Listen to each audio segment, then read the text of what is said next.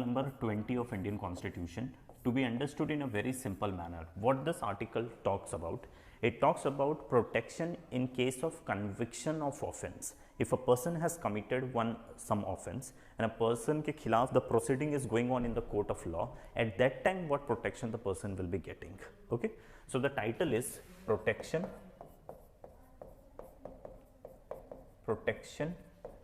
in case of conviction of an offense. Okay, so what does it mean? It means कि when for example, if a person has committed a crime and the proceeding is going on against him, at that time what protection he will be getting. Okay, so this protection is for an accused. It provides protection to an accused. Protection to an accused. Okay, this is a protection available to an accused person. The person who has committed a crime, that person is called accused, and that person, against him, when the proceeding in the court of law will be going on, at that time what all protection is available to him is mentioned here in this particular article.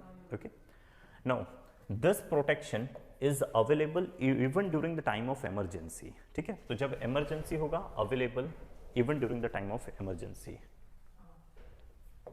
So do not suspend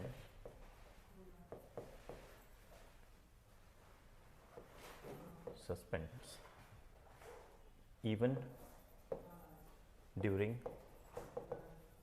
emergency. ठीक है जी, सो हम article number 20 कर रहे हैं. This is article 20. Article 20 किसकी बात करता है? तो अक्यूज्ड पर्सन का. देखिए, कोई भी केस होता है, कोई भी अगर केस है, इस केस में देयर आर टू पार्टीज. एक होता है विक्टिम और दूसरी होती है अक्यूज्ड. अक्यूज्ड जिसने क्राइम किया है. इसको अक्यूज्ड हम कब तक बोलते हैं? जब तक इसके ऊपर केस चल रहा है. द मोमेंट उसको गिल्टी प्रूफ कर दिया जाएगा, the moment the person will be proved as guilty, उस टाइम उसको बोला जाता है convict. You might have heard convict. Convict किसको बोलते हैं? The person who has been proved guilty. जब तक उसको गिल्टी प्रूव नहीं किया, इस पूरे प्रोसेस में उसको अक्यूज्ड बोलते हैं, आरोपी बोलते हैं. ठीक है, तो ये आरोपी को जब केस चलते रहेगा उस समय उसके पास क्या प्रोटेक्शन अवेलेबल है, ये हमें आर्टिकल नंबर 20 बताता है. ठीक है, so it provides a protection to an accused, and remember this particular protection is available even during the time of emergency. इसका मतलब ये कभी भी सस्पेंड नहीं होता है, ये even during the time of emergency ये वाला प्रोटेक्शन accused के पास अवेलेबल होता है. ठीक है, नेक्स्ट, ये जो प्रोटेक्शन है ये बेसिकली एक पर्टिकुलर राइट प्रोवाइड करता है. उस राइट को बोलते हैं civil right. So it leads to a civil right, या फिर it provides, article 20 provides civil right. Civil right, ठीक है, सिविल राइट. सो आर्टिकल 20 से जो प्रोटेक्शन, जो राइट इमर्ज होता है उसको हम बोलते हैं सिविल राइट. Okay, done. अब देखते हैं भाई ये प्रोटेक्शन है क्या, what all protections are available. तो it provides 3 type of protection, या 3 प्रोटेक्शन प्रोवाइड करता है. What are those 3 protection? The 3 protections are no ex post facto law. No ex post facto. This is one type of protection. Another protection is no double jeopardy. Double jeopardy. और तीसरा no self incrimination. Self incrimination. ठीक है जी, देखिए article number 20 of Indian constitution accused person को protection grant करता है. इसीलिए इसका टाइटल है protection in case of conviction of offence. Okay, तो ये किसको प्रोटेक्शन ग्रांट कर रहा है? अक्यूज्ड पर्सन को. जब अक्यूज्ड को आप कोई प्रोटेक्शन दे रहे हैं तो वो एक तरीके का सिविल राइट होता है. तो आर्टिकल 20 कौन सा राइट प्रोवाइड करता है? सिविल राइट प्रोवाइड करता है. ओके, ये आर्टिकल 20 हमेशा अवेलेबल होता है, even during the time of emergency ये सस्पेंड नहीं होता है. Okay, now the question comes कि ये जो प्रोटेक्शन अक्यूज्ड को प्रोवाइड करता है, व्हाट आर दोज प्रोटेक्शन? तो it provides 3 protection. One is, the first one is no ex post facto law. It says ex post facto law नहीं होगा. अगर आप ex post facto law apply करेंगे ना तो अक्यूज्ड के साथ एक्सप्लॉयटेशन होगा. तो ये क्या बोलता है कि एक्स पोस्ट फैक्टो नहीं होना चाहिए। फिर डबल जियोपार्डी अगर होगा ना तो अक्यूज्ड के साथ एक्सप्लॉयटेशन होगा। तो आर्टिकल 20 का क्लॉज नंबर 2 कहता है कि डबल जियोपार्डी नहीं होना चाहिए, तो एक तरीके से प्रोटेक्शन ग्रांट कर रहा है। फिर सेल्फ इंक्रिमिनेशन होगा तो अक्यूज्ड के साथ एक्सप्लॉयटेशन होगा, तो ये कहता है कि सेल्फ इंक्रिमिनेशन भी नहीं होना चाहिए, तो इसका मतलब फिर प्रोटेक्शन ग्रांट कर रहा है। तो 3 तरीके का प्रोटेक्शन ग्रांट करता है, ठीक है। बट ये जो तीनों टर्म्स आपको दिख रहा है, ex post facto, double jeopardy and self incrimination, these 3 terms are not mention in article 20। तो ये एक्सप्लेनेशन देता है विदाउट यूजिंग द टर्म्स, ठीक है। So these 3 terms are not mention in article 20। Article 20 में ये मेंशन नहीं है, ठीक है ना। अब समझते हैं ये प्रोटेक्शन होता कैसा है। सबसे पहला talking about x post facto law. देखिए क्या होता है, एक्स पोस्ट फैक्टो का मतलब होता है रेट्रोस्पेक्टिव इफेक्ट, रेट्रोस्पेक्टिव इफेक्ट, ठीक है। This is the meaning of x post facto. तो ये बोलता है एक्स पोस्ट फैक्टो नहीं होना चाहिए, नो। अब क्या है इसका सिंपल सा मतलब ये हुआ कि जब कोई भी पर्सन कोई क्राइम करेगा, at that time whatever law is available, the person must be, that act must be considered as offense and the person must be punished only by that particular law. See, जब कभी भी for example आज अगर किसी ने कोई crime किया, कोई भी एक्ट किया, राइट, उस एक्ट को आप क्राइम कब मानेंगे, जब उसी टाइम पर कोई लॉ प्रिवेल कर रहा है जो कहता है कि that particular act is a crime, और फिर उसी लॉ के अकॉर्डिंगली उसको पनिश किया जाएगा। फ्यूचर में आप कोई भी लॉ बनाकर उसको पनिश नहीं कर सकते, ठीक है, right. So for example this is a Monday on Monday person ने कुछ एक्ट किया, he did some act, right. ये एक्ट क्राइम है या नहीं है कौन डिसाइड करेगा? मंडे को जो लॉ प्रिवेल कर रहा था on that particular time, eight the time of commission of an act, the law which was prevailing, only by that law that particular act can be criminalised. उसको criminal आप declare करेंगे और उसी law के accordingly आप उसको punish करेंगे, ठीक है। ऐसा नहीं होगा कि फ्यूचर में आप कोई लॉ बनाकर पास्ट में हुए किसी एक्ट को क्रिमिनल ऑफेंस डिक्लेयर करेंगे, ऐसा नहीं किया जा सकता, राइट। सो अगर आज के दिन इमेजिन करिए कि there is no law saying कि झूठ बोलना इज अ क्राइम। इमेजिन करिए आज के टाइम पर इंडिया में कोई ऐसा लॉ नहीं है और हकीकत में ऐसा कोई लॉ नहीं है कि झूठ बोलना क्राइम है, ठीक है। तो अगर मैं झूठ बोल रहा हूं तो क्या उसे क्राइम माना जाएगा? नहीं माना जाएगा, राइट। अब अगर 1 महीने बाद मोदी जी कोई लॉ बनाएंगे और वो लॉ बनाकर मुझे बोलेंगे कि नहीं आपने 1 महीना पहले झूठ बोला था तो इसके लिए पनिश किया जाएगा, तो दैट इज नॉट अलाउड। यानी ex post facto retrospective effect, past date के ऊपर इफेक्ट अप्लाई नहीं होगा। That means a person must be punished या फिर the act of a person must be considered to be an offence and punishable only by the law prevailing at the time of commission of an offence, right. Future में कोई law बनाकर past में हुए किसी act को आप offence declare नहीं कर सकते। क्लियर है? डन। सो बस एक सेकेंड ना। सो ये सिंपली क्या बोल रहा है? ये सिंपली कहता है कि any act can be declared an offence, any act can be declared as offense and punishable only by law prevailing at the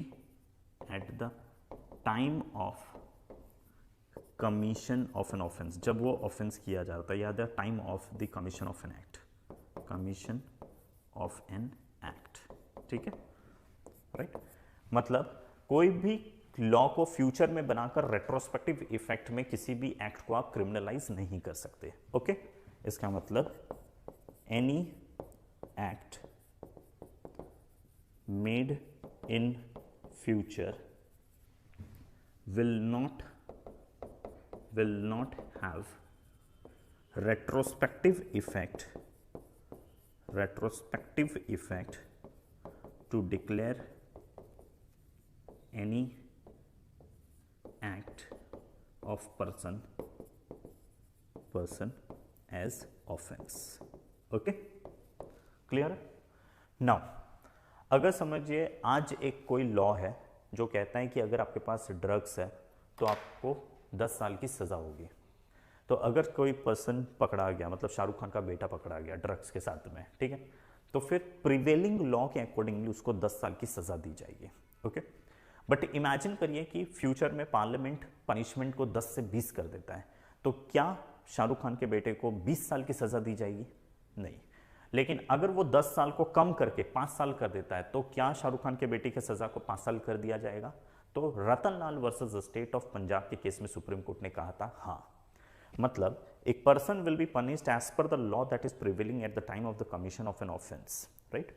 in future by any amendment, if the punishment is increased, that punishment will not have any retrospective effect. But if the punishment is decreased, then in that case the person will enjoy the benefit. Okay, ये रतन लाल के case में supreme court ने कहा था, ठीक है? सो यानी एक केस है रतन Lal versus state of Punjab.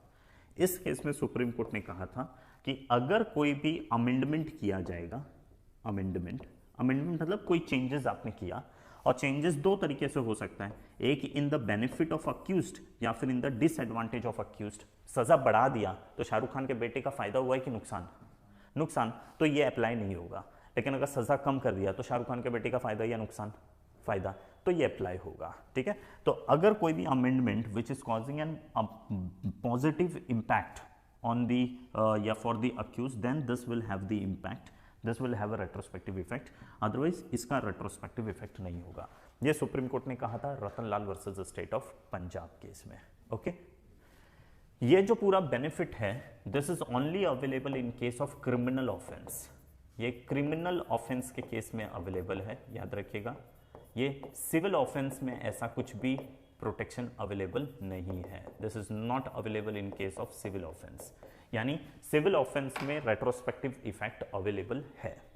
इसीलिए कई बार सिविल केस में अगर आप देखेंगे तो गवर्नमेंट लॉ बनाती है और बोलती है कि ये लॉ इफेक्टिव कब से होगा, तो 2015 के जनवरी से, मतलब पास्ट में चल गई, 2023 में लॉ बना रही है, लेकिन बोलती है कि ये law will have its effect from the 1 January 2015, past में चल गई।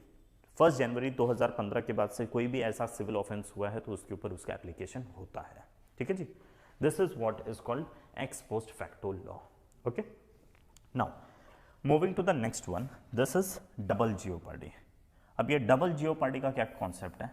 डबल जियोपार्डी सिंपली ये कहता है कि एक ऑफेंस के लिए person must not be punished more than once. एक बार से ज़्यादा कोई भी पर्सन पनिश्ड नहीं होना चाहिए सेम ऑफेंस के लिए।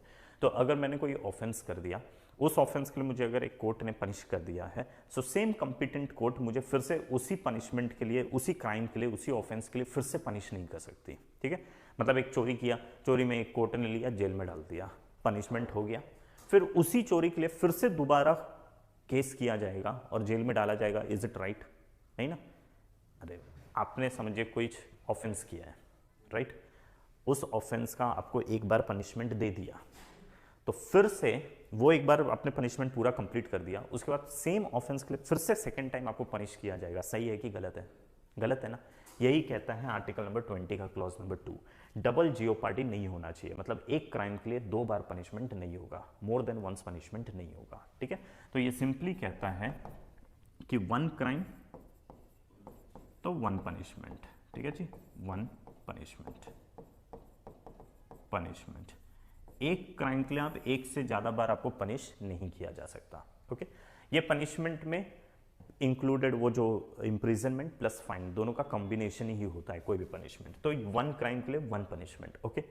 लेकिन इसका एक एक्सेप्शन है। एक्सेप्शन क्या है? एक्सेप्शन क्या है, उसको एक्सेप्शन नहीं कहा जाएगा। बेसिकली ये है कि एक केस था, नाम है मकबूल Hussain versus state of Bombay case. उस केस में सुप्रीम कोर्ट ने कहा था कि अगर किसी भी पर्सन को डिपार्टमेंट ने कोई पनिशमेंट दिया है तो उसे punishment under article number 20 clause 2 नहीं कहा जाएगा। कैसे? तो देखिए एक सिंपल एग्जांपल, एक आदमी था, नाम था उसका मकबूल हुसैन। ओके, मकबूल हुसैन दुबई से गोल्ड लेके आ रहा था, ठीक है, स्मगलिंग का, ये इलीगल तरीके से गोल्ड लेके इंडिया आ रहा था। अब हुआ क्या, जब ये इंडिया पहुंचा तो यहाँ पर कस्टम वाले लोग ने उसको पकड़ लिया। ओके, इसका गोल्ड ले लिया, जब्त कर लिया उन लोग ने, और प्लस इसके ऊपर फाइन लगाया, राइट, फाइन। अब बोलिए ये फाइन पनिशमेंट है या क्या है? ये भी तो एक तरीके का पनिशमेंट ही होता है। तो उसको कस्टम वाले लोग ने एक पनिशमेंट लगा दिया, राइट, फाइन। अब इसके बाद कस्टम वाले लोग ने इसका मैटर, इसको तो छोड़ दिया, लेकिन इसका मैटर पहुंचा दिया कोर्ट में। अब गया कोर्ट में, बॉम्बे हाई कोर्ट के पास ये मैटर। बॉम्बे हाई कोर्ट ने कहा कि ये मकबूल हुसैन ने को 2 साल के लिए जेल में डाल दो, ठीक है। तो मकबूल हुसैन ने बोला कि ये क्या बात है, आपने आर्टिकल नंबर 20 क्लॉज नंबर 2 नहीं पढ़ा है, उसमें लिखा है नो डबल जियोपर्डी, एक क्राइम के लिए 2 बार पनिशमेंट नहीं होना चाहिए। तो ये मेरा एक क्राइम है कि मैं इलीगल स्मगलिंग का गोल्ड लेके आ रहा था, बट इसने एक बार पनिश तो कर दिया, तो अब दोबारा आप कैसे पनिश कर रहे हो? एक बार पनिशमेंट तो हो गया ना, जो भी उसने पनिशमेंट लगाया, फाइन लगाया, मारता, 2 डंडा, कुछ भी करता, लेकिन वो एक पनिशमेंट हो जाता। तो उसने जो पनिशमेंट लगाना था लगा दिया, आप दोबारा आप कैसे पनिश कर रहे हो? तो ये तो आर्टिकल 20 क्लॉज 2 का वायलेशन है। तो सुप्रीम कोर्ट ने इसी केस में कहा कि भाई डिपार्टमेंट जो आपको पनिश करेगा, डिपार्टमेंट की तरफ से जो पनिशमेंट होगा, इसको हम पनिशमेंट नहीं मानते हैं। We do not consider this as a punishment under article number 20 clause 2। अब अगर इसको हम पनिशमेंट नहीं मानते हैं तो बताइए ये वाला पनिशमेंट फर्स्ट पनिशमेंट हुआ या सेकंड? फर्स्ट हुआ, क्योंकि उसको तो हम पनिशमेंट मानते ही नहीं है, ठीक है। तो Maqbool Hussain versus state of Bombay का केस था, जिसमें सुप्रीम कोर्ट ने कहा कि डिपार्टमेंटल इंक्वायरी या departmental punishment is not considered as punishment under article 20 clause 2। Okay, done, ठीक।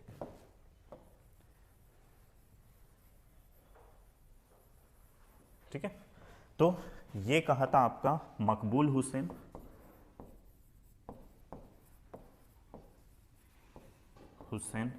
Versus state of Bombay case. Bombay case, supreme court ने क्या कहा कि डिपार्टमेंट के तरफ से जो भी इंक्वायरी होगा या डिपार्टमेंट के तरफ से अगर कुछ भी पनिशमेंट है, departmental punishment is not regarded as punishment under article number 20 clause 2, is not punishment under article 20 clause 2, right. Is it clear? समझ गए आर्टिकल 20 क्लॉज 2 क्या बोलता है? नहीं, ये भी आपका सिर्फ इस डिपार्टमेंट की तरफ से, हाँ, ये सिविल और ये वाला हो गया, जो भी क्रिमिनल हुआ, ये दोनों की केस में है, ठीक है, सिविल और क्रिमिनल। सिविल में तो इसका एप्लीकेशन होता ही नहीं है, सिविल में तो उसको माना ही नहीं जाता है। मेन प्रॉब्लम आ जाता है क्रिमिनल के केस में, ठीक है। तो क्रिमिनल में तो ऐसा होगा ही नहीं, तो क्रिमिनल में हम उसको पनिशमेंट नहीं मानेंगे, ठीक है। नाउ अब आते हैं third, self incrimination. Self incrimination क्या बोलता है? सेल्फ इंक्रिमिनेशन, देखिए ये टर्म से ही पता चल रहा है कि कोई अपने आप को सेल्फ क्रिमिनलाइज डिक्लेयर कर रहा है। आर्टिकल 20 क्लॉज 3 बोलता है कि कोई भी पर्सन अपने आप को खुद क्रिमिनलाइज डिक्लेयर नहीं कर सकता, ठीक है। तो कौन डिक्लेयर करेगा? ये काम है अपोजिशन का, प्रोसिक्यूशन का। बर्डन ऑफ प्रूफ हमेशा विक्टिम के ऊपर होता है। जैसे फॉर एग्जांपल ए है और बी है, ए कोर्ट में गया और कोर्ट में जाकर बोला कि उसने मुझे, बी ने मुझे मर्डर का धमकी दिया है, ठीक है, मर्डर का धमकी दिया। तो अब सही में दिया है या नहीं है, ये कोर्ट कैसे चेक करेगा? कोर्ट के सामने ये प्रूफ करने का काम किसका होगा? बी का प्रूफ नहीं है, बी का काम नहीं है प्रूफ करना कि हाँ मैंने दिया था। ये ए का काम है कि ये एविडेंस लाएगा शो करने के लिए कि हाँ सही में उसने मुझे मर्डर का धमकी दिया, ओके। और बी क्या करेगा? साथ में डिफेंड अपने आप को करेगा। तो इसको प्लेंटिफ कहा जाएगा, इसको डिफेंडेंट कहा जाएगा। और प्लेंटिफ के ऊपर होता है बर्डन ऑफ प्रूफ, ठीक है, बर्डन ऑफ प्रूफ। एग्री? मतलब अगर मैं कोर्ट में जाता हूं और बोलता हूं कि आपने मुझे मर्डर का धमकी दिया, राइट, तो मैं जब कोर्ट में जाकर बोलता हूं कि सर वो XYZ पर्सन ने मुझे मर्डर का धमकी दे दिया, ठीक, तो कोर्ट मुझे बोलेगा कि प्रूफ करके दिखाओ। ये आपका काम नहीं है प्रूफ करना कि हाँ आपने दिया या नहीं दिया, ये मेरा काम है। मुझे कोई ना कोई एविडेंस शो करना पड़ेगा। व्हाट्सएप का रिकॉर्ड बताऊंगा, कॉल रिकॉर्ड बता दूंगा, 2 लोगों को पेश कर दूंगा एज अ विटनेस, कुछ भी करूंगा, ठीक है। लेकिन बर्डन ऑफ प्रूफ किसके ऊपर है? ये मेरे ऊपर आ जाता है, राइट। सो सेल्फ इंक्रिमिनेशन इसको नहीं करना है, ये डिक्लेयर अपने आप को क्रिमिनलाइज नहीं करेगा, इसीलिए हम बोलते हैं कि सेल्फ इंक्रिमिनेशन नहीं होगा, burden of proof lies on the plaintiff. इसका एक्सेप्शन होता है जब मैटर रहता है रेप से रिलेटेड, अगर रेप का कोई मैटर होगा तो वैसे बर्डन ऑफ प्रूफ होता है प्लेंटिफ के ऊपर, आई मीन डिफेंडेंट के ऊपर, ठीक है। अदरवाइज हमेशा हर एक मैटर में याद रखिएगा बर्डन ऑफ प्रूफ होता है प्लेंटिफ के ऊपर, ठीक है। तो ये कहता है कि सेल्फ इंक्रिमिनेशन का कॉन्सेप्ट नहीं है, ठीक है। तो बस ठीक है ना। तो ये सिंपली कहता है नो सेल्फ इंक्रिमिनेशन का मतलब बर्डन ऑफ प्रूफ किसके ऊपर है, बर्डन ऑफ प्रूफ, हाँ जी, ऑन प्लेंटिफ, ऑन प्लेंटिफ, ठीक है जी। ये प्लेंटिफ के ऊपर होता है बर्डन ऑफ प्रूफ, ओके ना।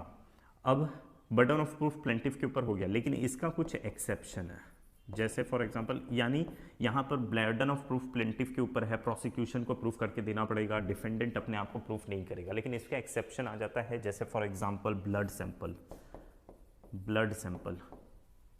ठीक है, signature, all these are an exception, या फिर वॉइस का सैंपल, ये सब ये हो गया एक्सेप्शन हो गया। कैसे, मैं एक बार चीज़ बताता हूँ, एग्जांपल रिया चक्रवर्ती, ठीक है, रिया चक्रवर्ती के ऊपर कहा जा रहा है कि इसने ड्रग कंज्यूम किया है, ठीक है।